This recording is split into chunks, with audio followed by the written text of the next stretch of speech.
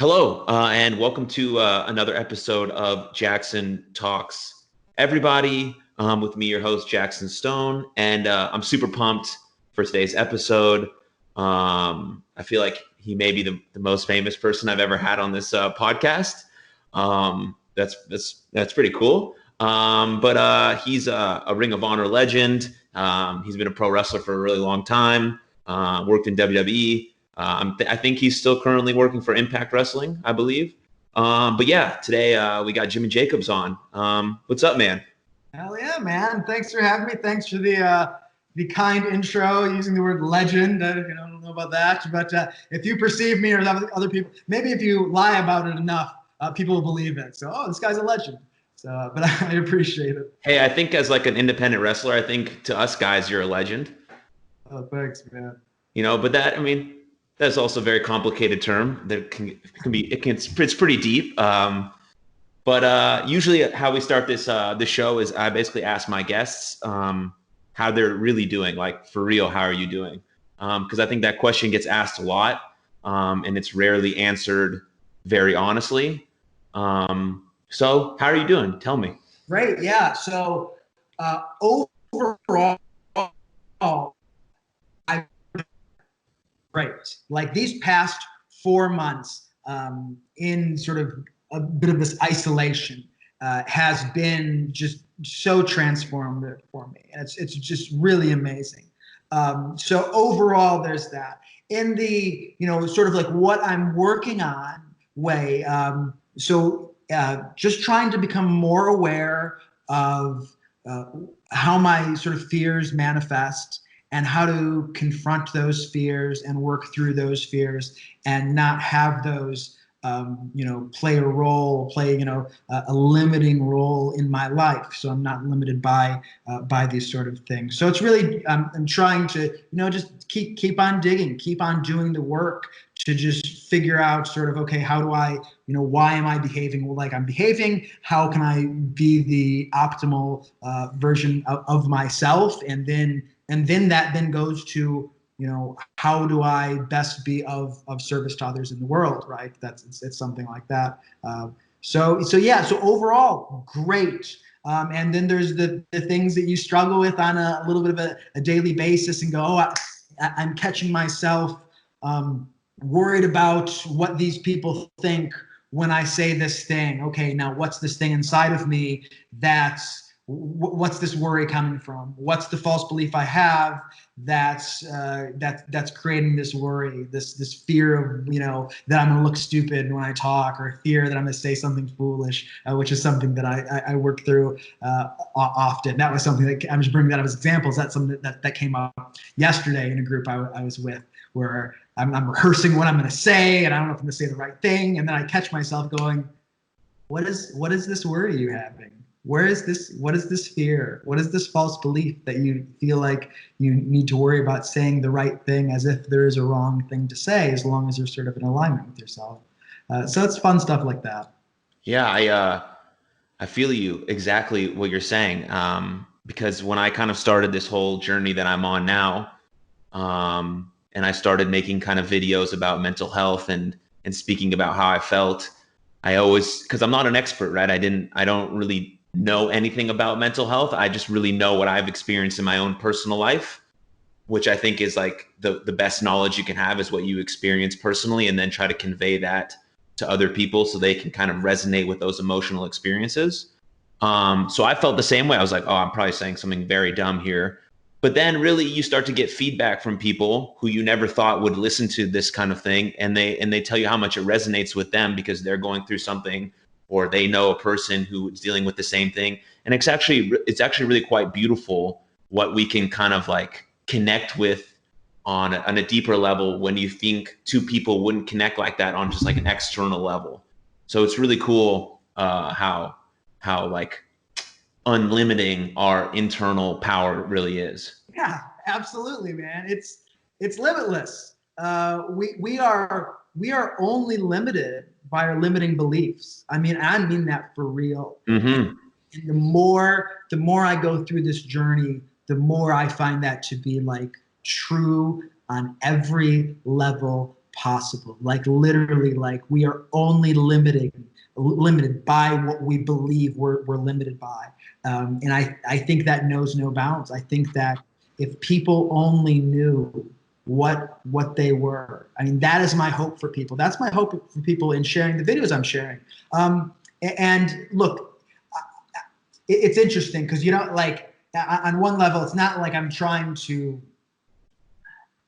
make somebody see things my way. I'm just putting experience out in the world, and if that resonates with them, great. If that helps them start to navigate some of the issues they're having, great. But really what I hope for all people, however they get there, but what I really do hope for all people is that they realize what they are, realize the powerful beings. And I say that with all humility when I say powerful beings. I mean, Yes.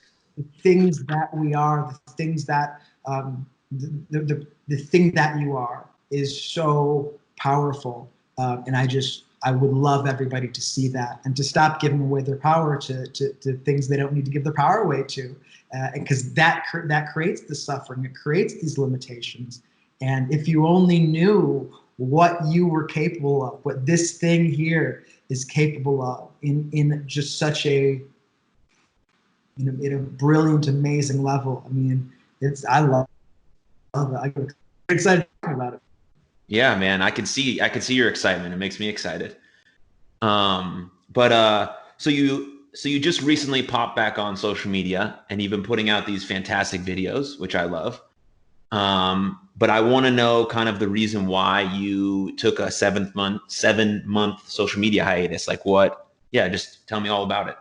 I mean, I started to realize I was on my phone too much, right? We all are, and to this day, I am. You know, when I went to drug and alcohol treatment back in 2017, one of the real gems of being there was not having a cell phone or a computer. You know, disconnecting from that entirely. And boy, I'll tell you what, man, life's a whole lot different when you don't have this computer in front of you or the cell phone in front of you. You have to figure out other things to do. You have to, you know, I don't know, write or read or do a puzzle or socialize and connect with other people. And it was a great experience. And when I left rehab, I was like, you know, yeah, I need to use my phone less. Need to be on my phone less. Need to be on my phone less. But it's such an addictive thing, and I don't want to give the phones the power of having this, you know, this thing of addiction. But I'll put it this way: people seem to, myself in particular, seem to get addicted to them. You know, certainly they have, you know, they work on the same, you know, the same dopamine receptors as a lot of drugs. Right, so you check your phone because you have a message, or somebody might have liked your thing, or somebody might have this here, and so it gives your brain this dopamine reward, this intermittent reward system. The same thing is like when you play a slot machine. It's like nothing, check my phone, nothing. Oh, cool, I got a message. Oh, I got a like. Oh, and so you just end up wasting. I saw myself wasting a lot of time on there, and one day I was just, I had tried to. For like the summer of last year, I got a flip phone. Okay. So I was rocking a flip phone for some months. And after about 3 months of that, I was like, all right, I'm going to go back to a smartphone. And then finally at the end of the year, I was like, you know what? Getting off social media. And it was just like that. And I just got off all the Facebooks and Twitters and Instagrams. And I didn't miss it at all. You know, we think that we can't survive without it. We think you know, like, oh, but what about my work? What about my job? I need this for that. I mean, just the business I'm in, I need it. It's like, yeah, maybe you do, but let me ask, how much money are you making off of it compared to how much time are you wasting on it? And once I started to look at things in those terms, I'm like, oh yeah, I'm wasting so much. This is not making me money. This is costing me money. And it's costing me time. And we think that going on the phone is just like what you do in between stuff. It's like, no. That's not in between life. That is life. So if you're just, well, just for a minute, and just when I wake up, and so it just becomes this agent of addiction. And not to give those words so much power, like, oh, this phone is addiction. But because anything you can use anything to an unhealthy way. It's just about the balance, and I had a hard time finding balance, and so I deleted my social media or deactivated it. Yeah. Okay. I mean, it makes a lot of sense for me. Like, yeah, I completely agree. We spend way too much time on our phones. So for me to try to combat that, because I am trying to post a lot and trying to do a lot of things on social media. For me, the way that I try to you combat that is basically I post what I want to post and I kind of schedule it the day before, and then once I post it, that's it. Phone goes down. I'm not trying to worry about who liked it, because then I'm getting this sort of external validation that it's not the reason why I'm posting in the begin with. And so it's very hard. Like it's not like I'm great at it. Some days I'm like, post, put the phone down, don't touch it. Some days I'm like, oh, this is a really cool post. I got to see who's liking it. And then you get into this whole wave of like, what am I posting for? Am I posting for other people to like it? Or am I posting it for that one person to see it and for them to be like, okay, my day is actually going to be better because I saw this tweet. But they might not even have liked the tweet to begin with. So you never know if they're actually getting something out of it. But you're waiting for this external validation, and it puts you down this whole loophole and spiral of like, why are you even posting to begin with?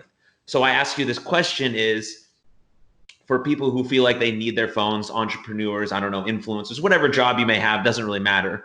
What advice would you give to that person who may need their phone, but is also trying to like live in the present moment and be with people and connect? Yeah. Well, first I'll say you don't need anything. Let's start. Let's stop with,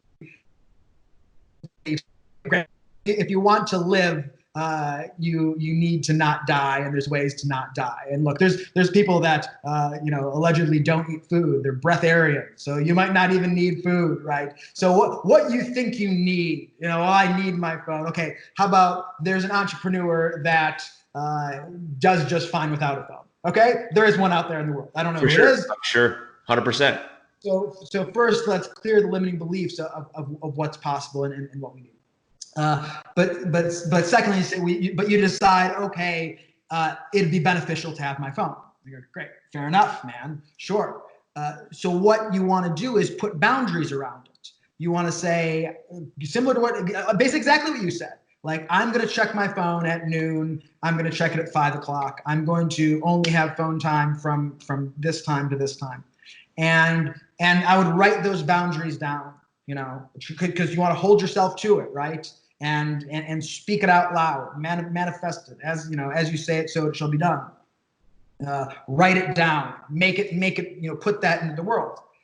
And then if you see that you're not, you're going out of those boundaries, you start to see, well, oh man, I've actually been on my phone for 2 hours and barely done anything, or I think my job is just posting pictures to get followers. And it's like, let's be clear about what your job is too. Let's be clear about what your intent is there. Well, it's just to get more followers, to build a fan base, to like, all right, well, I need to interact with my fans. Fine, fair enough. Put boundaries on it. And if you see that you're going outside those boundaries, realize that then that thing controls you and you don't control it. Realize that that's what's happening when you say, this is what I'm going to do, and then all of a sudden you do all of this. And realize that, okay, what do I need to do? What sort of self-control do I need? What sort of practice do I need to make sure that I'm not being controlled by the things around me? Yes. It's very similar to like creating healthy boundaries in terms of relationships, which are extremely important. Yeah, man. That's also something that I've kind of had to work on since kind of opening myself up on social media, because I don't think people they don't want to take advantage of you. That's not their intent when you're being nice and open and saying, please talk to me. Their intent is never to use you, I don't think, because I try to see the good in people. But then you just get caught up and you kind of forget that you have to take care of yourself first. So I think the phone and relationships are all about creating healthy boundaries and being able to say no, whether it's someone asks you to a movie and you're feeling like you don't want to go, it's okay to say no. And if you feel like the phone is too much, it's also okay to put it down and turn it over and do whatever you do. So yeah, I think you're right for sure. Dude, healthy boundaries that's it, man. That's the thing. You want to start living your life. And look, it's something we all work. I'm working on it, being, because you don't like having uncomfortable conversations with people, but you have to learn that that's okay. It's okay to say no to somebody. You don't owe anybody like anything. You just sort of speak your truth and say, hey, this is what I'd prefer. This is what I want. This is it. And that's okay. And you're not responsible for their reaction. And I don't know if that might seem cold-hearted at first. Like, what? You're not? It's like, no, you're not. Get it out of your head that you're responsible for anybody else's reaction to you, anybody else's emotions. You're not. Okay? You're only because let's all do this. I'm responsible for me, and you're responsible for you. That makes things a lot clearer, doesn't it? And so if you say, yeah, Jimmy, no, when I message you to do something with you, and if you say, Jimmy, no, I don't want to, I heard this and that about you, and I don't want to do anything with you. I'm allowed to go, what, Jaxon? How dare you? I can. For sure. Like, if I do that, that's got nothing to do with you. It has nothing to do with what you said. You could have said, hey, Jimmy, F you, screw you, no way. And if I react furiously off that, you didn't make me do that. You didn't make me furious. You know, that's a thing I've gotten left my vocabulary. Oh, he made me mad. No, he didn't make me anything. I can allow him to upset me, but nobody has the power without my consent, without my allowance for me to experience any. So if you say, hey, you know, screw you, Jimmy, don't want to do anything with you, I can go, great, okay, cool, man, have a good day. And so really we start to see that what other people do have nothing to do with you. And so if you set down a boundary and you're worried about how somebody's going to feel, well, okay, good, you're human, you have concern over how somebody's emotional state, great. But also you're not responsible for their emotions. And when you start to try to take responsibility for other people's emotions, actually what you're doing is manipulating them.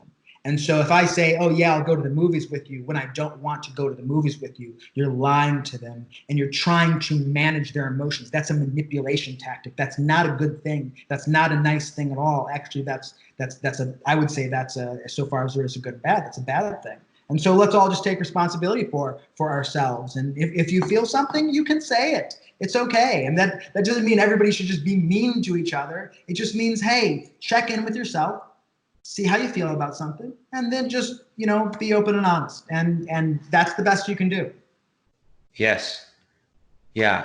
I speak about this subject a lot in terms of like, when someone is like open and honest with you about their mental health, and you yourself may not have like room or space to like fully be there for that person, but then you say that I can be there for you. And then when they need you the most, you aren't there. So in turn, you're just confirming the notion that that person isn't worthy, which is obviously not true. They are worthy. So that's why it's important to be honest than to say what someone wants to hear from you. Like if I come to you, Jimmy, and I'm like, hey man, I'm really struggling right now, I need you. And you're like, hey, I don't have the capacity for you right now, but I will. That means way more to me, because I'm like, oh shit, he's real. I'm being real with him. Okay, great. And in turn, then we can kind of connect on the same emotion from different experiences, which in turn also helps us, even though you said you couldn't. But just by being honest with me, that was, you were there for me in that moment, which is way better than being with lying to someone. But you're not really trying to lie. I know that's not their intent, is to lie. The intent is that I'm trying to be nice because you're vulnerable right now, but really you're hurting them in the long run. Yeah, absolutely. Let's face it, man. Life is complicated enough as it is. If I have to worry whether you're lying to me and I'm lying to you and all that sort of stuff, that makes it far more complicated. But if we have a relationship where maybe I don't like you and you don't like me, but at least we're always honest with each other, it's like, great, I can work with that. You know, Yep. You can get somewhere with that, as long as we're all just being honest and upfront with each other. And it's a really hard thing to do. It's easier said than done. It's something I'm working on. There are definitely things that sometimes are in front of me that I avoid. because geez, I don't want to have this difficult conversation. So it's a constant process, and it's an awareness that that's, you know, I want to be living my life in an honest place, you know, with honesty, and so I should only want people in my life who are good with honesty. And so it's a work, man. It's a work in progress, but I think it's the work that's worth doing. 100%. Yeah.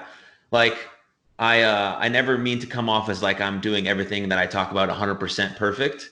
I think like what's been best about this podcast is that I listen to a lot of other podcasts. I do a lot of classes and webinars and stuff. And then whatever I feel like I learned best from those, I try to then say on this, because that feels like I understand it. But I always like to make the disclaimer that like there's so much work to be done, especially for myself. And like I feel like I haven't even come close to unlocking the potential of my mind and my thoughts, which also in that fact is so exciting because I feel like I'm doing so well and like things are cool, and I'm catching myself like when I'm like my ego is driving me and I'm having these conversations and I start talking about things that like my ego is driving me, and I catch myself. I'm like, oh, I would never done that before. I would just kept talking about myself. And like, so that's cool. Like you can tell like things get better but like, there's always so much more work to be done. You probably feel the same. Oh, of course. And that's part of what's so cool about this is you start to scratch the surface and you see, it's like, oh man, this is neat. There's a lot of, you know, I've seen so much improvement in my life. Like 3 months is, like I said, the last 3 or 4 months has just been game changing for me. And then you go, yeah, but think about if you were everything you could be, you know, think about what you could be, and think about that for everybody. You know, if every person did the work to you know, uncover themselves, to do the shadow work, to you know, have this growing awareness of who you are and what you are, and then to become that person, the potential of that person. And if we all did that, man, what a world this could be. And that's why I feel so strongly and so passionately about this idea that the answers do not lie within the external. They don't. This consumerism world we live in, I don't just mean consumerism of goods. I mean like consuming, you know, you're selling me this politician, and you're selling me this TV show, and you're selling me this thing. You're selling me the American dream, and that I need somebody to complete me, and that I need to finish college, and I need to make this amount of money, and once I reach this level of success, and as soon as this guy's president, things will be better, and as soon as I buy a house, things will be better, and as soon as this, and as soon as, and you create this thing that's like this, you know, what we call like destination happiness. This idea, as soon as this happens, as soon as I can grab this, gain this, achieve this, then it'll be fine. And it's a lie. It's just not true. It's momentary gratification. It's what drugs were. Drugs are like, take 2 Vicodin, feel better, great. You know what that is? It's the same thing as working your whole life, going and becoming WWE champion, and then expecting you being WWE champion to make you happy. There's a temporary moment where you go, yes, I got it. And then there's the next moment, and that moment's over. And then you go, well, now what? Now what else is here? What else is here after I've tried to take this thing and grab this thing and achieve this thing to fill this hole inside of me? What's on the other side of that? It's like, it's just you. You're still there. You're the only thing there. Everywhere you go, no matter where you think you're getting to, at the end of it, just you. And so it paints a picture to go, well, if it's just me, then where does the answer lie? I mean, really, where's the lie? And you go down that journey. And that's the journey that excites me once we realize that it's not out here. Beautiful, beautiful. So, I mean, I know from like watching your career as a wrestler, you've always been very creative, obviously. Were you always creative? And like, has like, look, your journey inward, has that made you more creative as an artist, or like where do you think it's leading you now?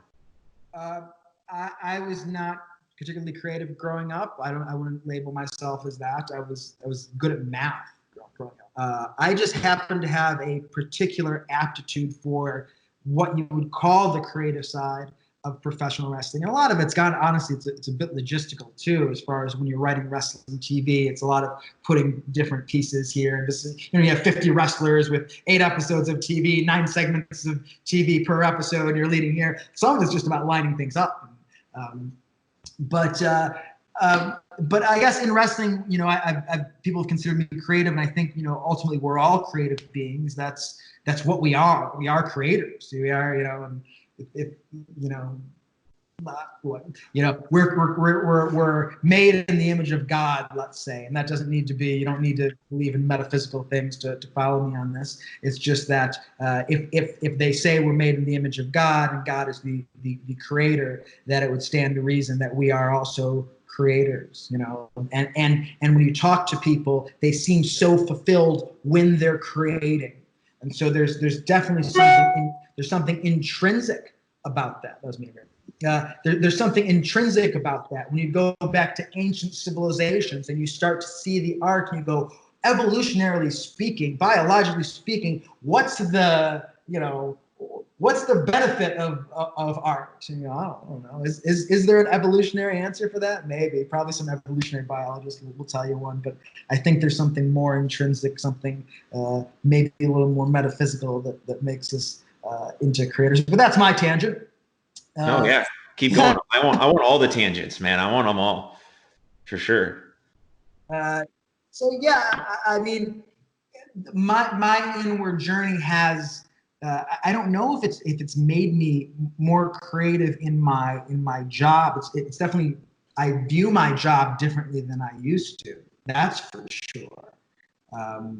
Because now, one of the big things that happened with me is 3 years ago when I got out of rehab, I started to disidentify with a lot of things, because I noticed that through the identification of these things, it would manipulate me into suffering, right? So if my career wasn't going how I wanted it to in 2018, I would go, no, this needs to go this way, because I identified as a professional wrestler. I am a professional wrestler.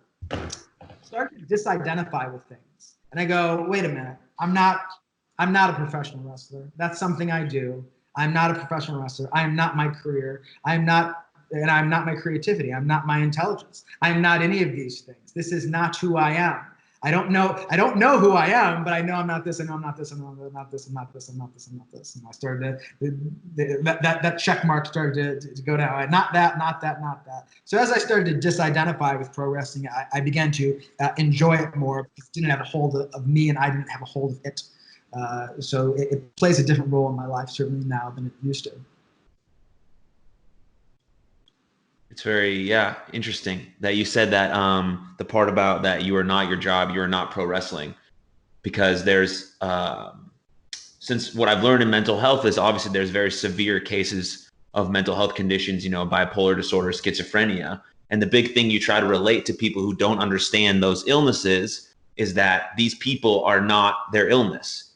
Like just like you said, like if someone has cancer, they are not just cancer. They're not just a cancer patient. They're a human being, and so we are not our illnesses. We are so much more. We are not our jobs or our achievements or our victories or our cars or whatever the case may be.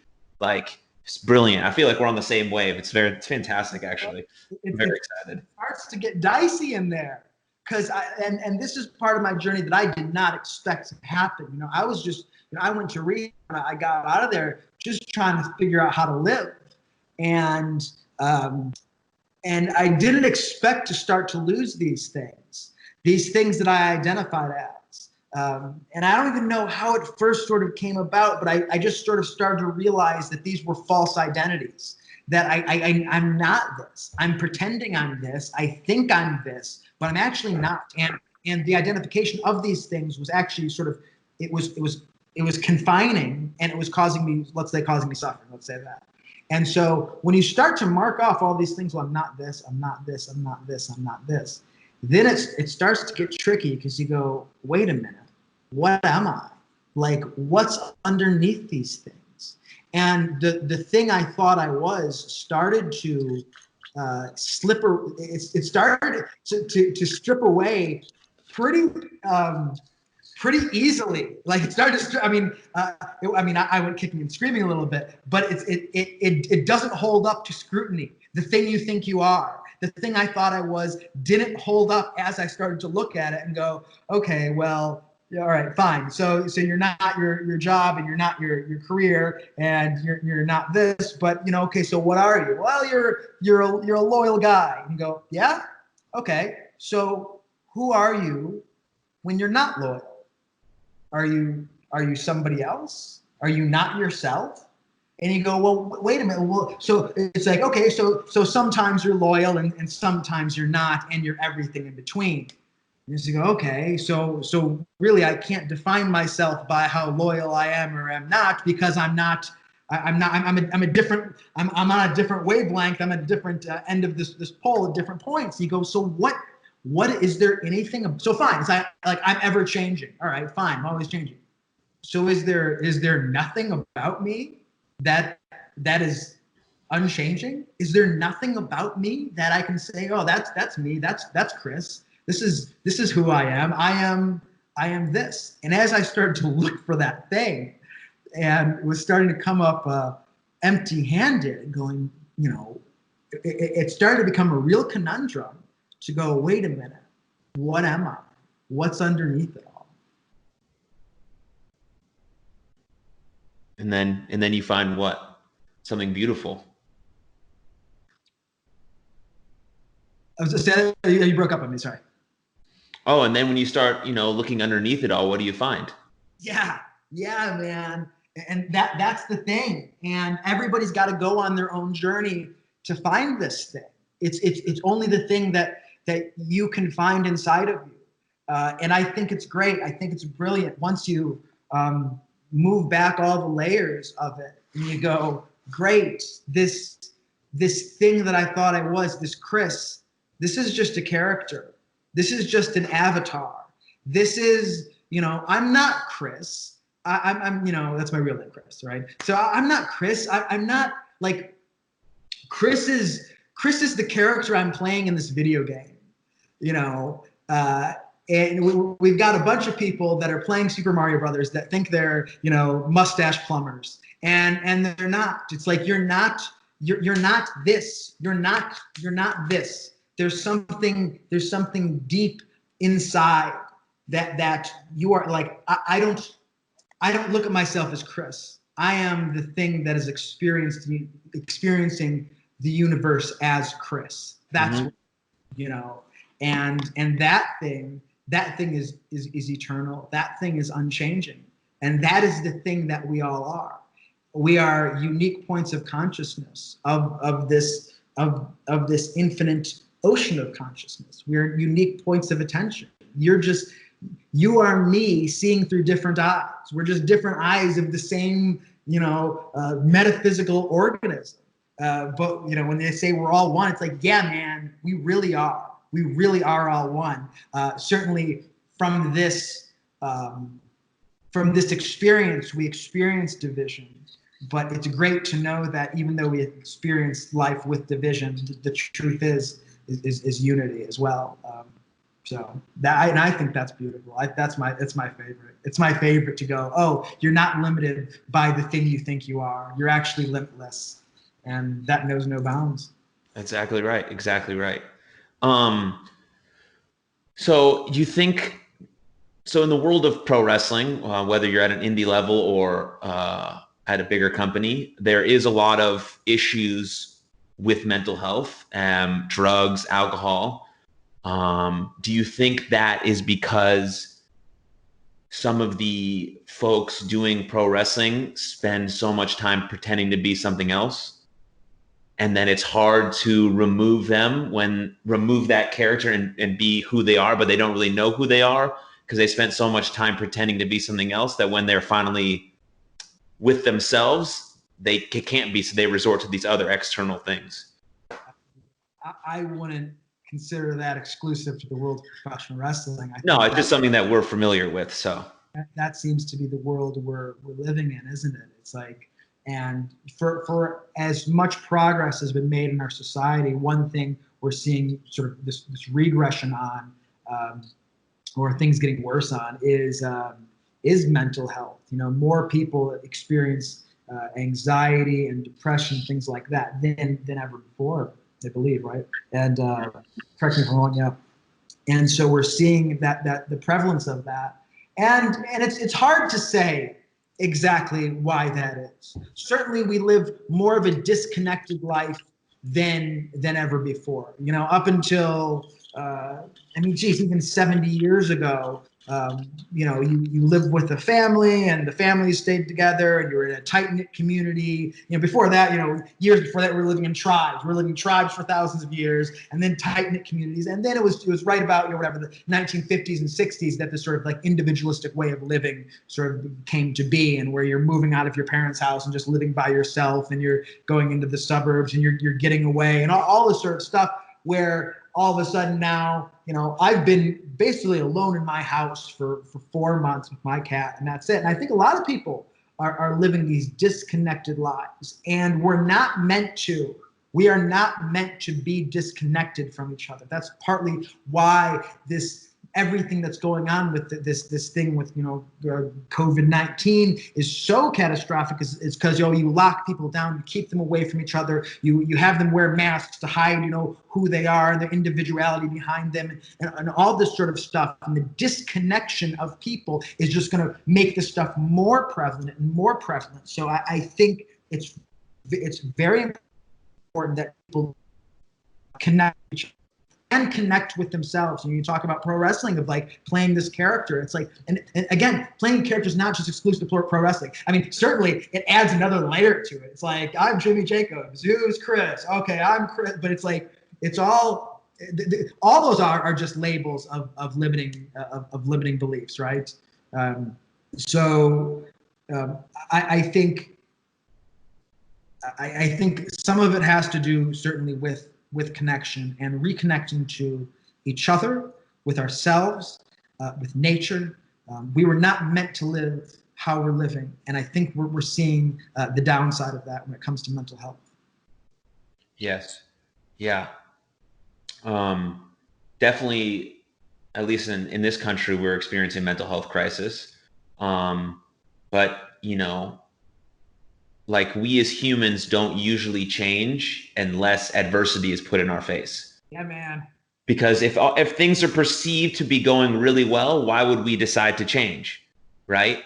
But then you fall into these patterns, and you keep doing these things. But really, that COVID-19 has taught me, especially, is that just because I get used to something doesn't mean I like it.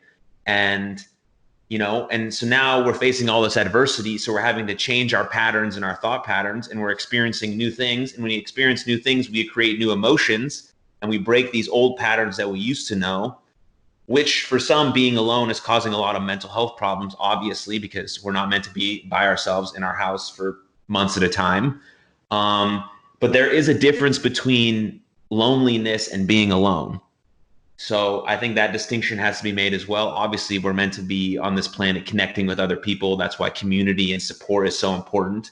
But there's just a lot to be learned from this experience of COVID-19. Obviously, terrible stuff has happened. People are dying, like losing their jobs, financial stuff. Obviously, terrible stuff.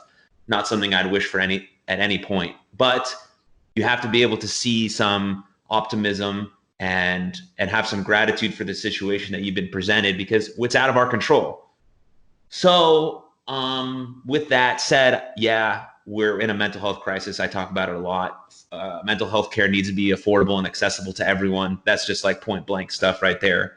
But all the mental health tools and tips and resources don't work unless we do the work ourselves. Like, I can give you the resources to heal, but the healing journey is your own, and you have to put in the work yourself. So I think that a lot of people need to understand that as well. But yeah, there's a lot there. You said that I was hell yeah, man. We do live in these patterns, man. Cool. Patterns get you, man. We live in these stories, man, and you can change your story at any time, and that's the exciting thing. That's the thing I realized over my time. It's like, yeah, we have these patterns, but we can change these patterns. You know, these patterns create stories, and we can just be the author of our own stories. It's great.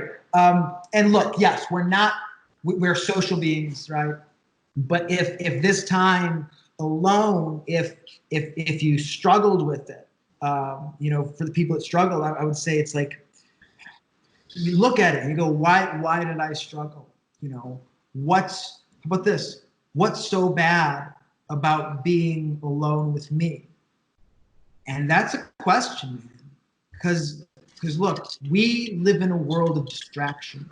And we distract ourselves with so many different things. You know, we distract ourselves with TV and our phones and our jobs and other people's problems and judging other people. We distract ourselves with the news, which is like the number one reality TV show going on right now. And we go, oh no, COVID-19 is happening. Oh no, you know, Donald Trump's this, and oh no, oh God, this person's wearing a mask. They're not wearing a mask. And you go, that's just a distraction.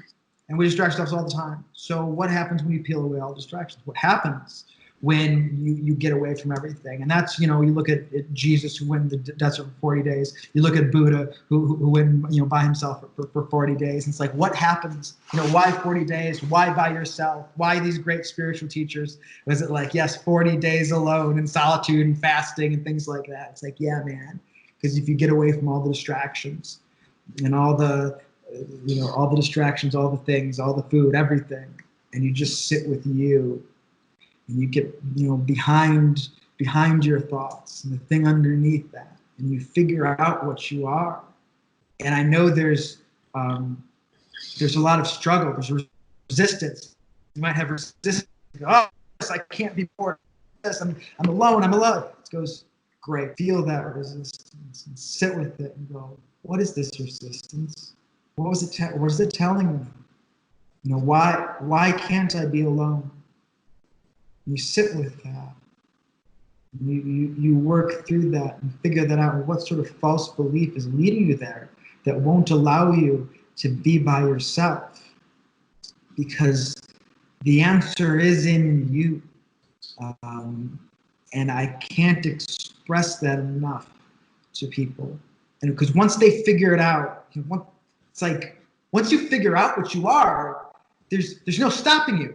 You know, for years of my life, I looked at myself. This is how I looked at the world, man. For real, I thought I have a hole in me, and everybody has a hole in them. That's the way we all just have these holes inside of ourselves, and we all just are trying to numb this, you know, fill this hole temporarily with, you know, when I did it with drugs, and it's temporary, and then it's a hole, it's a bottomless hole, so whatever.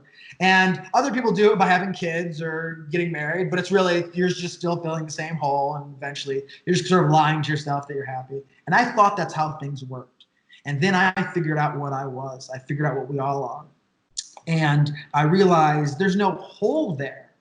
It's like, we have this thing I hear from so many people, I'm not enough. There's this, everybody has this fear. So many people have this fear of I'm not enough. And you realize at some point, it's not that I'm not only enough, I'm more than enough. And then you don't interact with the world trying to take and gain and achieve and fill this hole. You interact with the world going, hey, I got plenty. Take some. Here, I got stuff to give. It's bottomless. The cup overfloweth. It overfloweth forever.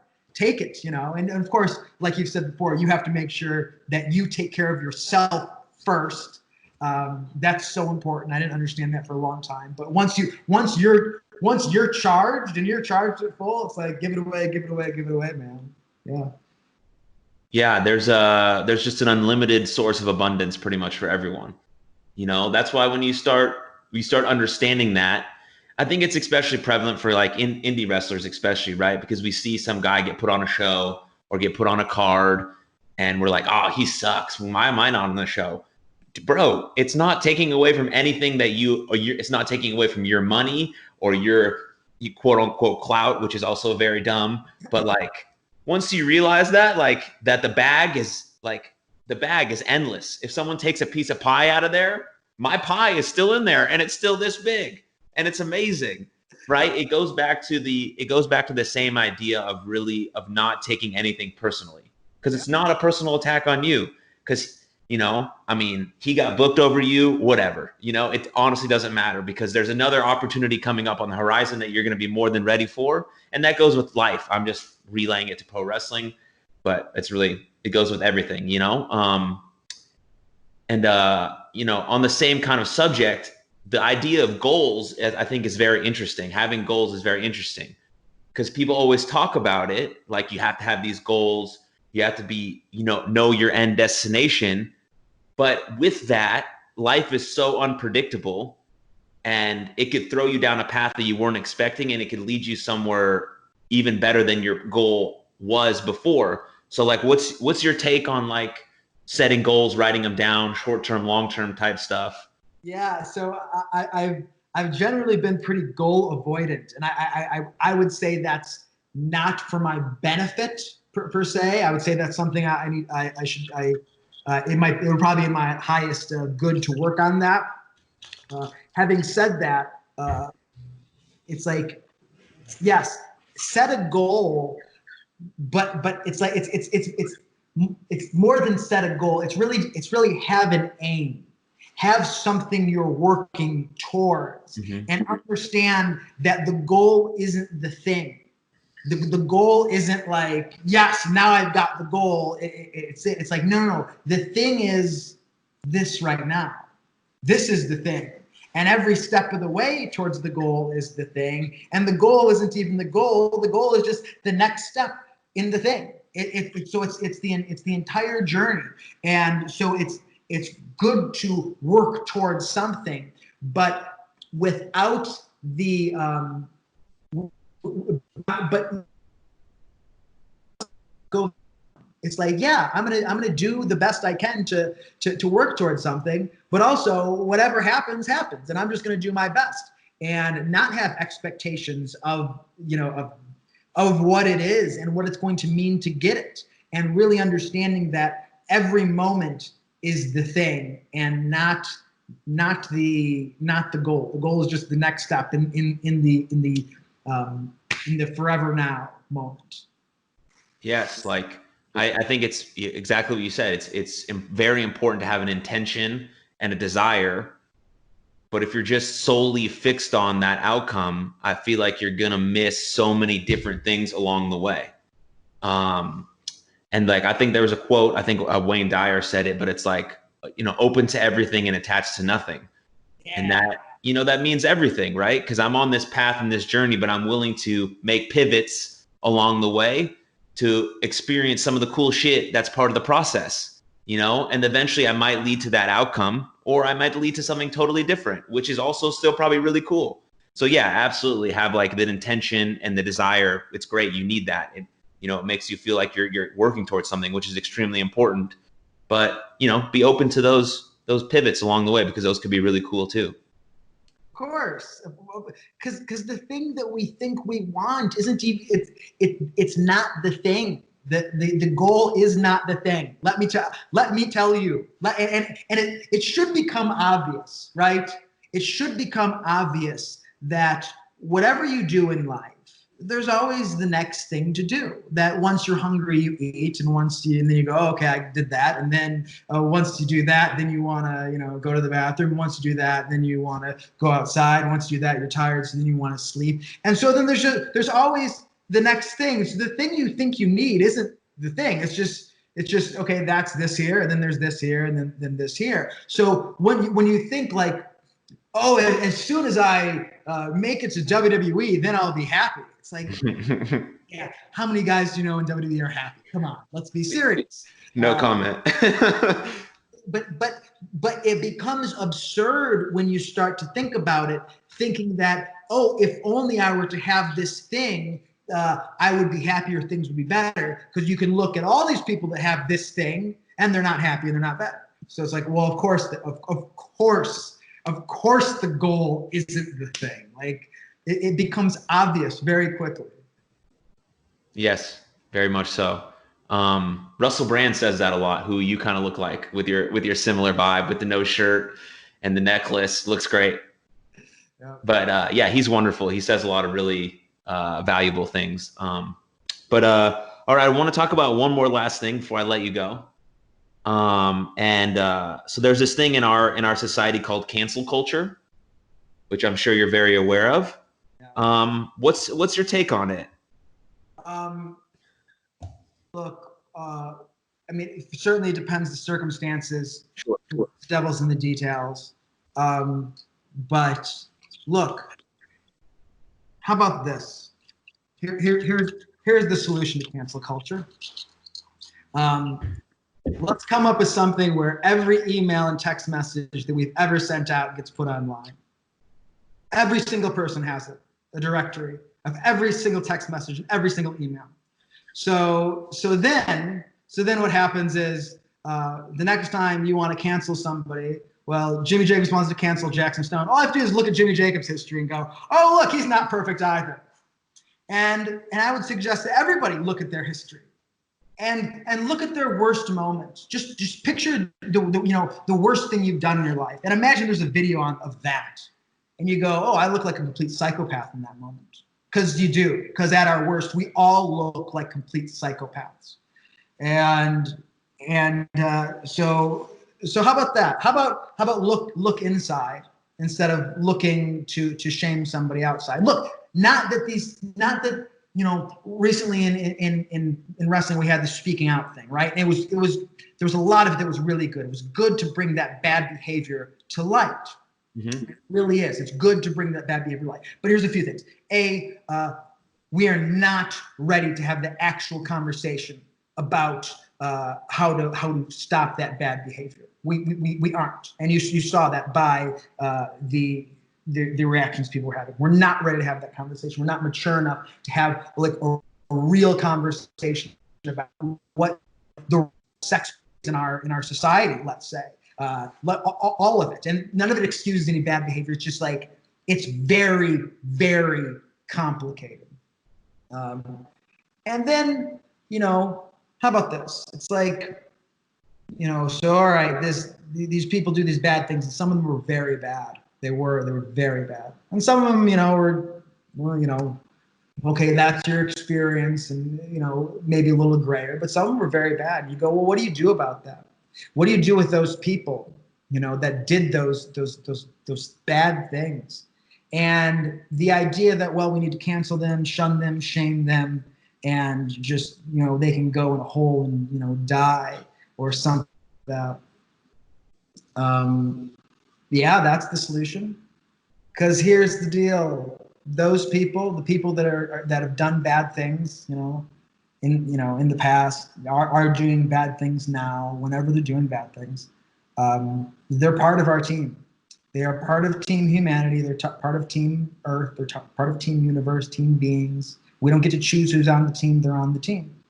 And do you think the solution to this sort of behavior is to just shame people to death? It's like, all right, fine, shame them first. Shame them, fine, do what you will. But now there they are. And what do you do with that person now? That person's a part of our team. It's the same way with our prison system. It's like these people go to prison, they come out worse off. It's like, why? Because you want them to be punished? Like, okay, I get it. Some of being in prison is punitive, but also for everybody's sake, the people who go in prison need to come out better than they went in, because they're a part of our team. And if it's not even just about their lives. Oh, they don't deserve to have a better life. Fine, they don't. But if they're better, then they make the lives of everybody better around us. That's how this works. If I'm better in my life, I lift up the people around me. If I'm worse, I drag them down. And so when somebody does something and all you do is drag them down, guess what? Then they're going to drag people down around them. And that's this cycle of trauma that happens. You saw the people, it's, this stuff, I'm sorry, I'm there's a lot to say on this, and it's not very eloquent what I'm saying, but it's all valuable so far as I can see. It's like the people that the perpetrators of this sort of stuff. Let's say, speaking out. Nobody who loves themselves acts like that. That's just the truth. And so these people who are living in trauma, you know, the perpetrators who are living in trauma, they then perpetuate that trauma and they spread it onto these people here and the women that they perpetrated on, and then the women who are then traumatized, and then they speak out about it, and they do so, you know, and they're angry, and rightfully so. They're angry.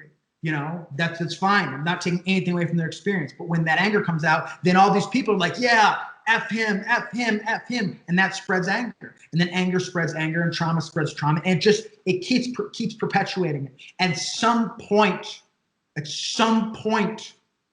we have to say, I accept you.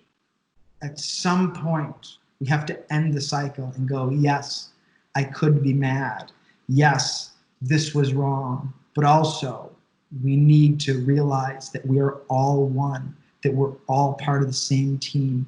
And the only way to stop the cycle is to stop the cycle, that it's not okay to hate somebody who did a bad thing. It's okay to hate the bad thing, but understand that these people are people, that it's not okay to punch a Nazi, that Nazism is bad, but these people are a part of the team.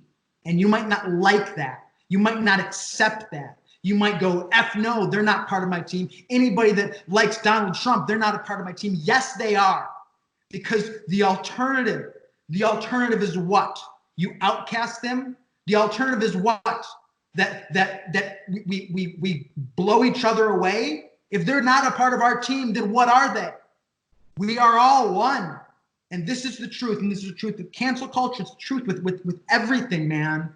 It's the truth with all of it.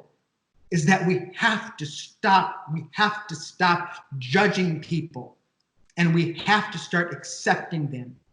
And we have to start differentiating, you know, something they did and the person that did it. We need to start healing ourselves so we can start healing people around us. And let them heal themselves and help them heal themselves. We need to give healing energy out to the world. That's what we need to do. We can't just cancel everybody because something they did 20 years ago or something they did 5 years ago or something they did right now. They're still a part of us. And bettering their lives betters the lives of all of us. And there is no division. That division is an illusion. The division is the game being played about you and me and us and them. There is no them and us. There is only us. And people really need to look. They really need to look before they cast so much judgment and go, am I spreading love and healing into the world right now? Or am I just casting judgment? Am I dividing? Am I spreading hate? Oh no, but the hate's justified. Fine, it's justified, but is it useful? Is it going to bring us together? You know, what's the solution here? Is it unity or is it division? Which one is it? It can only be one. Is it unity or division? And I feel really strongly about it, man. Sorry. That's what I think about cancel culture. Don't apologize. That was brilliant and beautiful. Thank you so much for answering so honestly and passionately. I really don't have anything to add. I talked about cancel culture in one of my previous episodes. I'm with you. Shame and belittling is easy. That's the easy road. Easy. I can tell someone to fuck off any second of the day, but that doesn't do anything for anyone.